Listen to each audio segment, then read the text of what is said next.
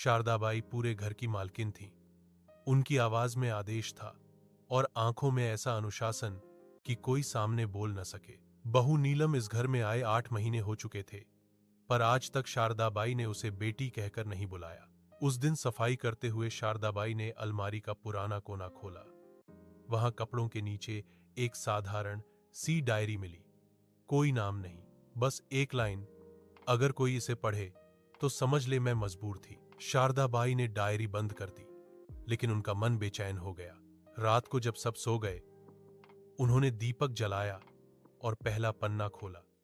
Diary में लिखा था, आज मेरी पहली रात है इस घर में। सब लोग हंस रहे हैं, पर मेरे अंदर डर है। मैं नई हूँ और मुझे हर पल साबित करना है कि मैं अच्छी बहू हूँ।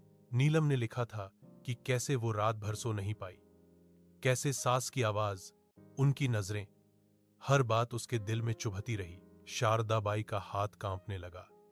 उन्हें याद आया, उसी रात उन्होंने कहा था। बहू, ज्यादा सजने की जरूरत नहीं। उन्हें अंदाजा नहीं था कि वो शब्द इतना गहरा घाव बन जाएगा। अगले कई पन्नों में तारीख के साथ ताने लिखे थे। आज कहा गया तुम्हारे मायके में यही सिखाया जाता है। आज कहा गया हमारे घर की बहुएं ऐसी नहीं होती। नीलम ने हर ताने के बाद एक ही लाइन लिखी, मैं चुप रही। शारदाबाई की आंखें झुक गईं। उन्हें याद आया वो हर बार सोचती थीं कि बहू में जवाब देने की हिम्मत नहीं, लेकिन डायरी बता रही थी ये चुप्पी कमजोरी नहीं बल्कि सहन शक्ति थी।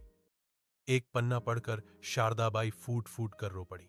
नीलम ने लिखा था, मैं रोहित को सब बता सकती थी, पर नहीं बताया। अगर वो माँ के सामने बोलेगा तो घर टूट जाएगा। मैं हर रात बाथरूम में जाकर रोती थी ताकि कोई देख ना ले। शारदाबाई ने सिर पकड़ लिया। ये बच्ची मेरे बेटे को बचा रही थी और मैं इसे दबाती रही। डायरी का एक पन्ना सबसे ज्यादा भीगा हुआ था। डॉक्टर ने कहा है मां बनने में देर हो सकती है। अगर सास को पता चला तो शायद वो मुझे स्वीकार ही न करे। नीलम ने लिखा था कि वो रोज मंदिर जाती, दीपक जलाती और बस एक ही दुआ मांगती, मुझे मां नहीं, बस एक मां जैसा दिल दे दीजिए। शारदाबाई की सांसें भारी हो गईं। डायरी पढ़ते पढ़ते शारदाबाई को अपनी जवानी याद आई। वो भी कभी बहू थी, वो भी कभी रोई थी। उन्होंने डायरी बंद की और पहली बार सो नहीं पाई। सुबह उन्होंने नीलम को पहली बार चाय पीते देखा, बिना कुछ बोले। नीलम डर गई, आज मां कुछ कहेंगी, लेकिन शारदाबाई चुप रहीं। अब शारदाबाई ताने नहीं देती थीं। नीलम बीमार हुई तो दवाई खुद लाई। नीलम हैरान थी। ये अचानक क्या बदल गया? वो नहीं जानती थी कि एक डायरी पूरा घर बदल रही है। एक रात शारदाबाई ने नीलम को बुलाया। डायरी उनके हाथ में थी। नीलम कांप गई। माँ, ये मेरी निजी बातें थीं। शारदाबाई ने कहा, बेटी, अगर मैंने ये पहले पढ़ ली होती तो तुझे कभी रोना नहीं पड़ता। और उन्होंने नीलम को गले लगा लिया। अगले दिन शारदाबाई ने सबको बुलाया, रोहित, रिश्तेदार, सब। उन्होंने कहा, आज से ये मेरी बहू नहीं, मेरी बेटी है, और अगर किसी ने इसे दुख दिया तो वो मुझे दुख देगा। नीलम फूट फूट कर रो पड़ी।